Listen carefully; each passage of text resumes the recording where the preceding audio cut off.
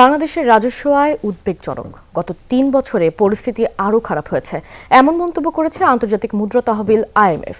গতকাল সন্ধ্যায় ওয়াশিংটনে রিজিওনাল আউটলুক প্রতিবেদন প্রকাশ নিয়ে সংবাদ সম্মেলন করে সংস্থাটি। পরিচালক কৃষ্ণা শ্রীনিবাসন জানান, আর্থিক খাতে সংস্কার চালিয়ে যাওয়া জরুরি।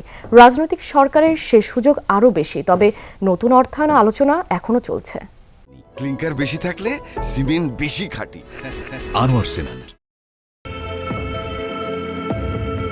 আইএমএফের বসন্তকালীন সভা এবার উদ্বেগে ঠাসা। যুক্তরাষ্ট্র ও ইসরায়েলের সাথে ইরানের যুদ্ধের কারণে জিডিপির প্রবৃদ্ধি কমানো হয়েছে প্রায় সব দেশের। বলা হচ্ছে, সংকট দীর্ঘ হলে ঋণে ডুবে যেতে পারে অর্থনৈতিক পরাশক্তিরাও, ধাক্কা খাবে বিশ্ব বাণিজ্য। তাই বৃহস্পতিবার সন্ধ্যায় ওয়াশিংটনে রিজিওনাল আউটলুক প্রকাশকালে মিলল না সুখবর। আইএমএফ জানায়, এই অঞ্চল এনার্জি শক মোকাবেলার দ্বারপ্রান্তে। সংকট দীর্ঘ হলে এশিয়ার প্রবৃদ্ধি কমতে পারে 1% পর্যন্ত। বিপদ সবচেয়ে বেশি দক্ষিণ ও দক্ষিণ পূর্ব এশিয়ার জন্য। তুলনামূলক ভালো অবস্থানে থাকবে ভারত, চীন ও Japan. Given the region's high fossil fuel intensity, Asia মহাদেশের মধ্যপ্রাচ্যের জ্বালানি নির্ভরতা তুলনামূলক বেশি। এমনকি যুদ্ধ আক্রান্ত অঞ্চল থেকে এখানে আসে অনেক নিত্যপণ্য। এর ফলে মূল্যস্ফীতি নিঃসন্দেহে বাড়বে। পাশাপাশি শুধু নীতি দিয়ে বাণিজ্য সহজ করা যাবে না। narrowing policy space. বাংলাদেশ প্রসঙ্গে আইএমএফ জানায়, রাজস্ব আদায়ে কাঙ্ক্ষিত গতি আসছে না।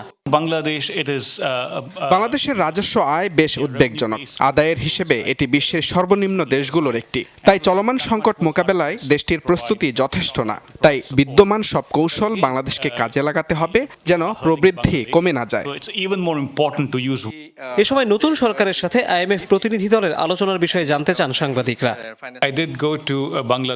কিছুদিন আগেই বাংলাদেশ সফরে আমাদের সাথে প্রধানমন্ত্রী ও অর্থমন্ত্রীর কথা হয়েছে।